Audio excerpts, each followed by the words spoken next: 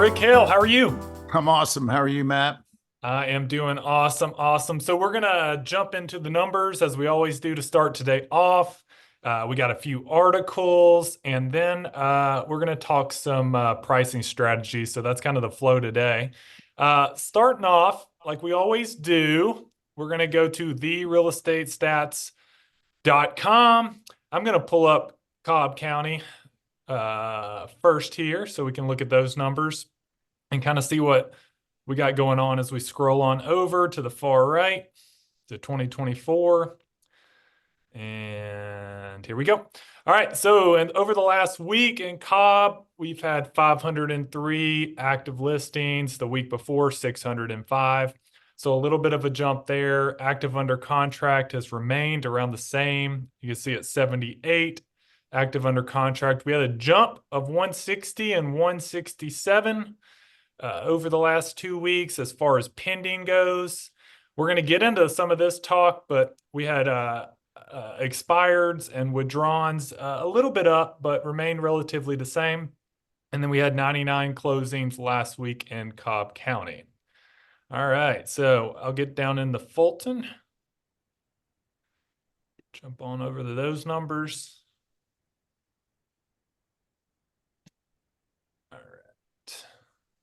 All right, so Fulton County active listings right around 1,000.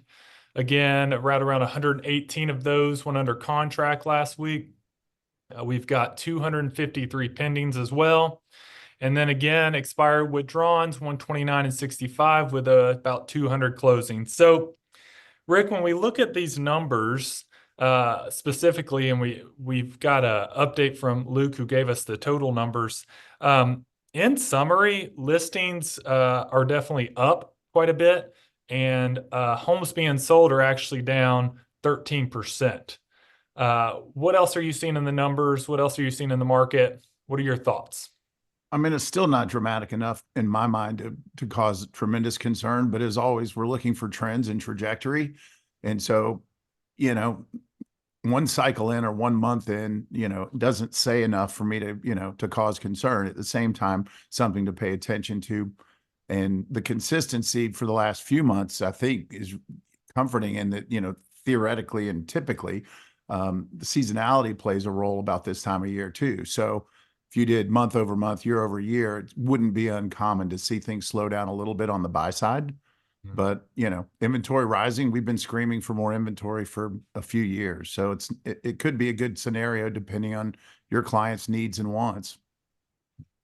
Very good. Spot on. All right, we're going to jump into the first article, which is from the Atlanta Business Chronicle, which says home listings in Atlanta surge as some sellers can't put off the market moving anymore, that is.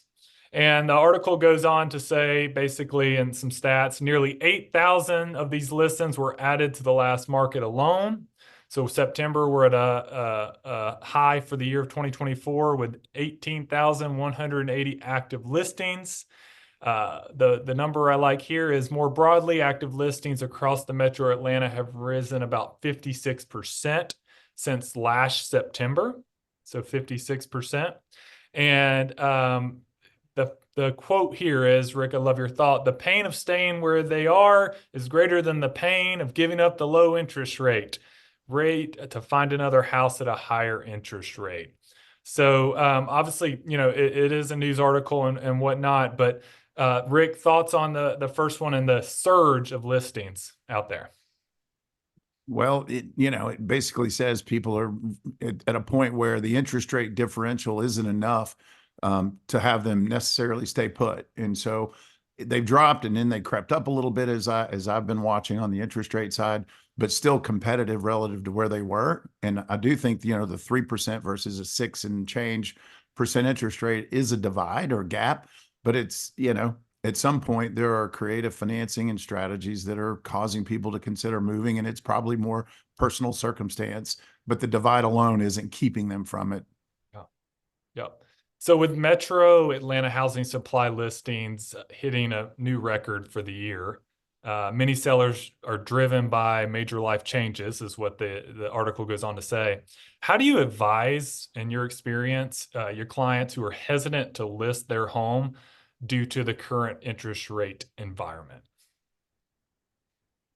I mean, it's a local market, conversation, street to street, house to house, neighborhood to neighborhood. My best advice is as inventory climbs, and historically, I've seen it happen in cycles many times, having been in the business almost 30 years. My advice is get out in front of the competition, know exactly what you're competing with, know what the actives look like, pay more attention to actives than solds, or at least consider them more heavily, because that's what's showing up tomorrow, the next day, next week. And you don't want to get caught in the scenario where you become the bridesmaid or the second best in your local service area. And so you just want to be super vigilant about paying attention to the trend in your local market. Love that, especially the paying attention to the active market. I think we do get away from that in great sellers markets, and we don't have to, but it's back in action, is what you're saying, Yep. that we need to be doing. So, Yep. And sellers tend to look in the rear view and want to replicate what was probably a ridiculous peak market that we've just enjoyed. yep, love that. All right, we're going to jump into Article 2. Rick, what happened to what decision was made out of the Fed a few weeks ago? Specific question. And I don't, at this point, the Fed appears that they may reduce things, but they may not. At the same time, what I read into the article was that interest rates may not mimic their decision making. And I found that interesting because typically they do coattail to some degree within a short period of time. And so even if they do reduce it, what I believe I read in this article, and I read them all this morning, is that they're saying that interest rates may not exactly reflect their decision making for the next cycle. Yeah, I think a lot of people know, but when the Fed made a decision, I think it was 50 basis points a month ago or so, a lot of that was already priced in. And then a few weeks ago, we had a better than expected job report, which many of you saw one day where we had quite the big jump up at the time in interest rates. And this is basically saying, I think a lot of people were excited and felt like the interest rates may be going down faster than what they actually will. And the article goes on to highlight that. So, Perfectly stated, well stated. all right, Rick. So I pulled some numbers and I wanted to bring, we do have a couple more articles, but I wanted to really bring this conversation with you, who's been in the business a long time and been a strong listing agent for years. In the numbers I felt this year as a company, as Keller Williams as a whole, listings taken, the amount of listings taken as a company is up over 30% from last year. So that's great and beautiful. The listings sold year to date is down 7.5% year over year. So you got listings taken up 30%, you got listings down 7%. So that means right now, those numbers, about 45% of all the listings were taken as a company. And it's even worse across the NAR stats for all brokerages, but 45% of homes that are taken are not selling. And I thought it'd be good to ask you a few questions. There's a specific tactic that is perfect for this situation in the book Shift.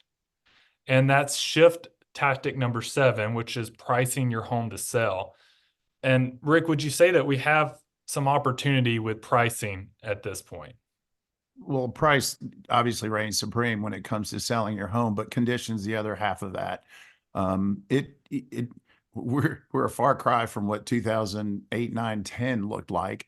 But I just remember when consumer confidence starts to wane, and I'm not suggesting consumer confidence is waning, but the media tends to exploit every data point possible to create fear and collect eyeballs. And so there's a little of that going on. And depending on how closely, consumers pay attention to that rhetoric, it affects their perception of value and their perception of risk. And so we're heading into what appears to be a cycle of mixed news. I mean, you say, jobs are the percentage of unemployment dropped significantly. So that's positive news. At the same time, interest rates are bouncing around and no one knows exactly where they land. So my best advice is, let me go back to where I was going. 2008, 9, and 10, what consumers expected was, Walmart pricing, but Nordstrom quality. And I don't think we're there. That's where I was going initially. But I do think there's an expectation of value that's different than the pandemic's, hyper, I got to make a move. This is the time. Quality of life was everything. Pricing, was almost irrelevant when it came to competition.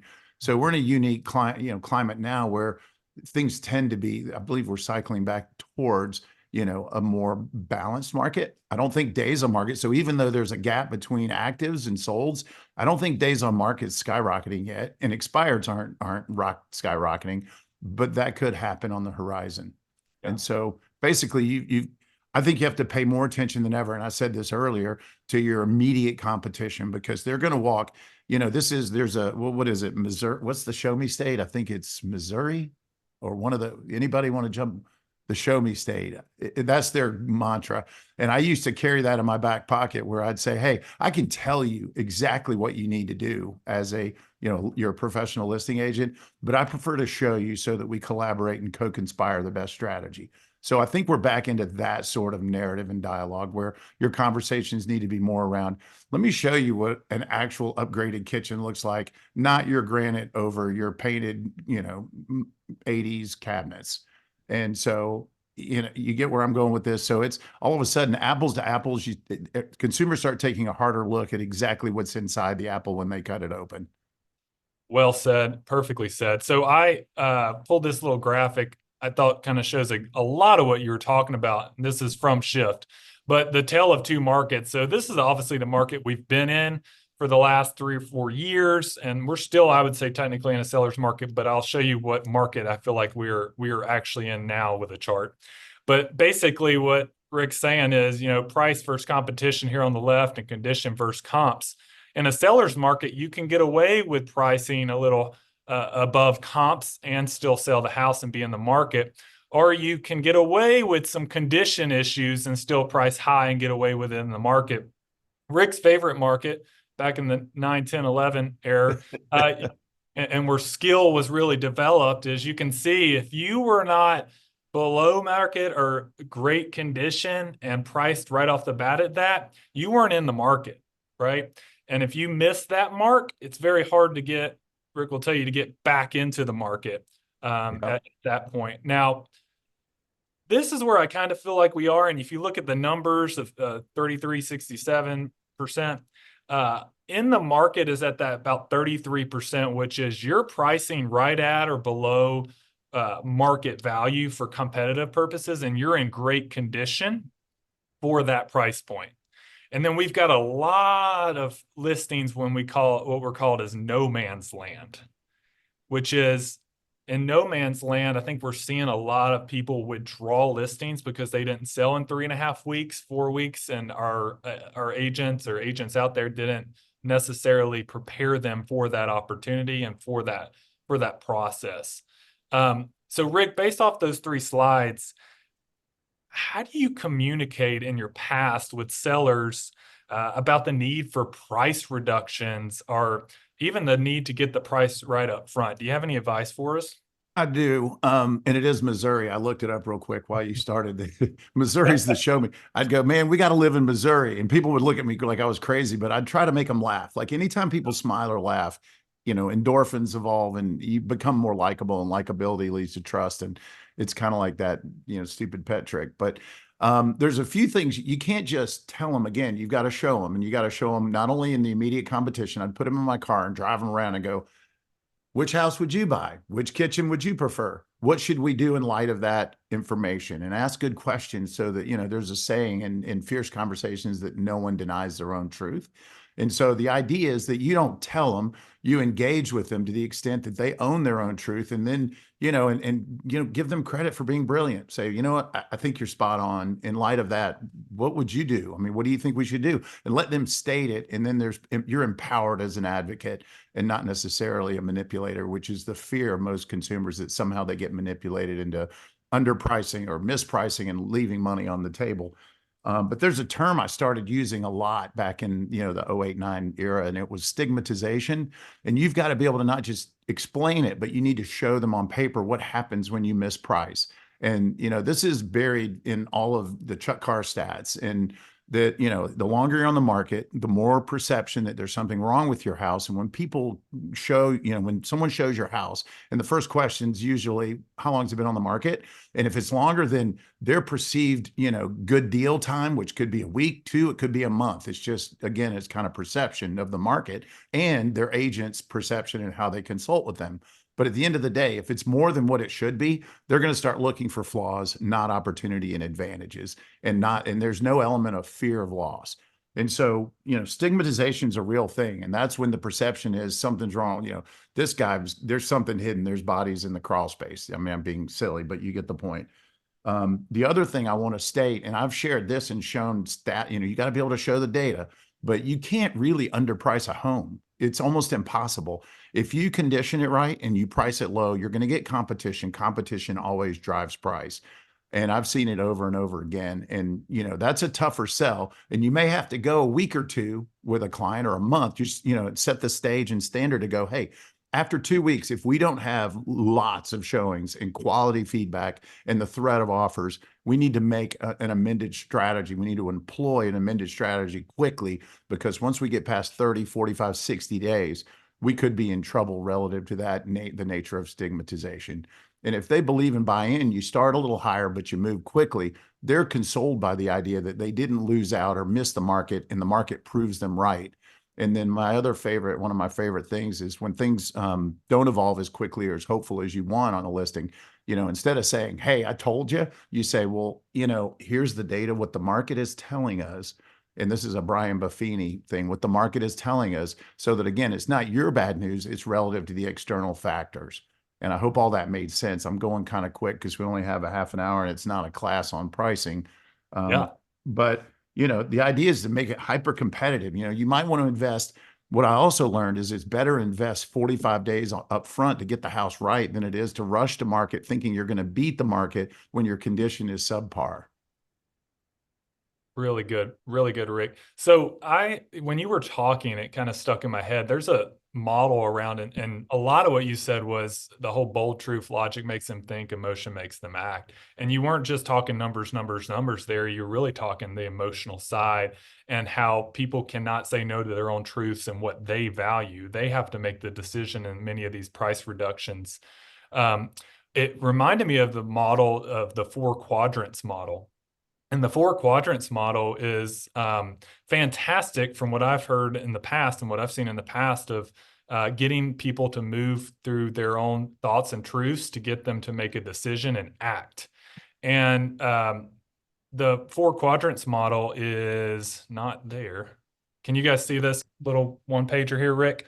I can. Okay, awesome. So the 4 quadrants model is one of coaching, but it also works very much so in presentations. And by the quadrants, the top quadrant is what we call positive present. This quadrant is called negative present. This quadrant is negative future. And then this quadrant is positive future. And Slide it down slightly, Matt. Just slide it this way. Yep, there you go. Perfect on my screen. Thank you. I can't really see it, so I'm just guessing. So keep me You're in line. spot Thank on. you. All right. So positive present, Rick, would be a question. If I was asking you as a seller, it would be, hey, Rick, what have you really enjoyed about living in your home? And Rick would give me what? I mean, we raised our kids here. It's been a beautiful community and neighborhood, and we love the yard. Okay, love that. So that's a positive present, easy question to throw somebody. Negative present is, hey, Rick, why are you considering moving at the moment? Well, the kids are all out of the house now, and it's just too big. Okay. We don't need this much space. All right. All right. So that was a negative present question and a negative present response. So, hey, Rick, if we don't sell your house in the next 6 months, who's that impact? Well, my wife's anxious to get down to Florida, and we're going to split time, and it's the quality of life we were experiencing we don't get here, and we're kind of stuck. Love that. So if we do find you that perfect home that meets all your criteria, that makes your family happy, how do you feel in 6 months from now? Ecstatic. I mean, I'm exactly where I need to be. So where the magic really lands in this model is in this negative present, negative future. And what you're really trying to do is help people self-discover that they really do want to move. They really do need to move. But a lot of times the pain of not moving because you haven't helped them self-discover that is not as painful as making a decision to price reduce or make the improvements you need or get the price right that you want. And I thought it was a great opportunity. I was going through this the other day on a call with all these price reduction conversations needed to realize that people don't just make decisions based off of logic. They make decisions based off of emotion, and you have to guide them through that. Do you have any thoughts, Rick? Yeah, I mean, the simple overlay to that, that's a great illustration of walking people through the process in a strategic conversation, is that fear is a far greater motivator than opportunity. You know, there's opportunity on every corner, but few people take advantage of those because they're afraid of the ramifications of a bad decision or mistimed decision. And that's where you have to comfort them that the outcome and the risk is is worthy of embracing, and they have to own that in their own words, which your the quadrant does that. It kind of elicits that internal thought that, again, and I think the closing word that's most relevant is, how do you feel about that? Because again, the word motion is buried in the word emotion. If your conversations aren't evoking some level of emotional context, you're probably missing the silver bullet or the secret weapon in connecting with people at a deeper level. Love that. One of the questions we got, Rick, was how many showings does it take to know if you're overpriced in your experience? That's so micro market question. If you're out in this, way out, and you're selling a unique property with very few competing houses, and it's really a buyer pool question and a volume question. And I think the more houses you list, the more comfortable and confident you'll get, relative to your immediate neighborhood and market. Again, that's a sticky question. I can't say. I mean, if you get a few hits in the first week and then the second week they start to wane and the third week it gets weaker, I think that's a strong indicator that you've kind of hit your target. But so my best advice, honestly, if it's a market you don't know well, is, go do some recon, do some research and develop, call some agents who've had recent sales and ask them how it went. You can see, active price, any price reductions, how many, failed, how many succeeded, how close to asking price they got. So there's a number to consider in the data conversation, but ultimately call them up and go, hey, what was your showing volume like? What was the flow like? And, I would bet 99% are going to be honest and forthright and help you, especially if, even if they have a competing listing, call them and go, hey, I want to help. Let's help each other. What does that look like? And have those conversations and create allies in the industry, because they're invaluable. I've actually Really? had this happen. Here's a quick example. I had a listing coming on in a Pulte community where there's lots of similarity in the neighborhood. And I was pricing and positioning, having that conversation. And honestly, it wasn't in my target market. It was in North Gwinnett, and I was more in town at the time. And I started calling around, and there was a Keller Williams agent, and I called her and I said, hey, what's going on with your listing? She goes, well, and it showed active. And we had the conversation I just suggested about, how much flow of traffic, any offers, any competing, where are your clients in the process mentally and emotionally, blah, blah. And she says, well, here's the thing. We just had competing offers and it went under contract. And I was like, that's amazing. She goes, why don't I forward the other agent's information to you for the losing bidder? And we ended up, they kind of a fascinating story. The reason they weren't picked is they had a townhome in Denver they had to sell first. And so there was a contingency. And our people had the luxury of time. And we said, hey, if you want to write an offer, we would consider it. And they said, well, give us a couple of days to settle in. And we were probably a week or so from listing. We had some prep work to do anyway. 4 days from then, after that, they call me and go, hey, we got an offer. Let's do this. And ended up selling it, literally didn't have to put it on the market. And it was all because I took the proactive stance of doing some recon in the community with fellow agents. Really good. I mean, it sounds like you did the work, Rick. And at the end of the day, I think we don't have to do all these things, but there are opportunities to take away a few of the strategies you gave us today to just go a little bit deeper.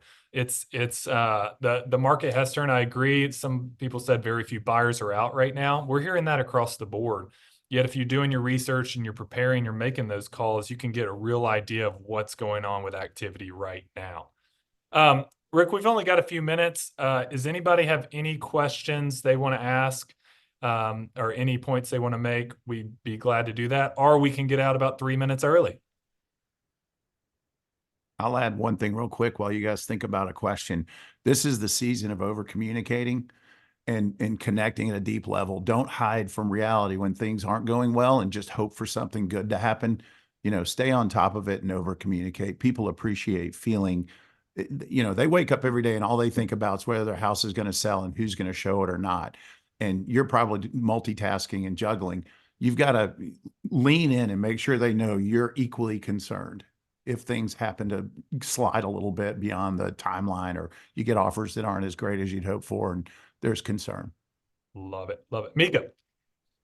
What I'm finding success in right now is to talk about the opportunity of the market and talk about how like I had one buyer who was looking last year and she's looking this year. And because interest rates have come down a little bit, it gives her more affordability. So because of that, I was able to get her back in touch with the lender to see where she stands now and if she can get the type of home she wanted now, because she has more buying power. The other thing is also giving that conversation to someone who was looking at a very selected market. And because the market has slowed down, a house that they wanted popped up, but I had been talking to them about staying abreast of how this is the best opportunity because of the interest rates and because of some of the softened prices and some of the hesitance that is in the market. So all of that combined, those people, they went from telling me on Saturday, give us some time, we'll be back in touch, till Monday finding a property and say, can we go see this? And we were under contract by Tuesday. And I've been working with them for 3 years to get them what they needed in a specific school district and all these other things. And right now it popped up because there are less buyers in the market. So that's my success story.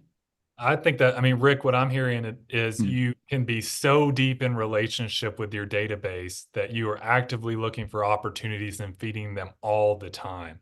And because of that, Mika, you're going to be able to help them. And that would have never happened if you weren't actively in communication with your database around opportunity. So, Rick, what'd you hear? Brilliance in action, proactive, purposeful. Mika, you're awesome. We're the experts. We're supposed to be bringing them opportunities and inspiring them to see farther and think bigger. And that's exactly what you did. So kudos to you. All right. Well, Rick, thank you so much. I enjoyed our time together today. You guys have a great rest of your Monday. Take care, everybody.